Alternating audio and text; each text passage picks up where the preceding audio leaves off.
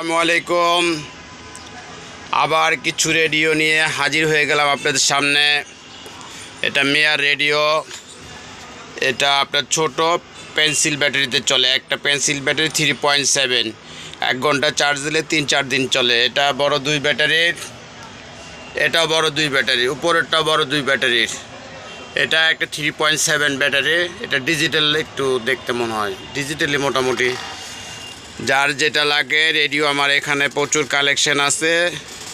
যদি যেটা না থাকে বললে ওটাও কালেকশন করে আপনাকে দিতে পারবো।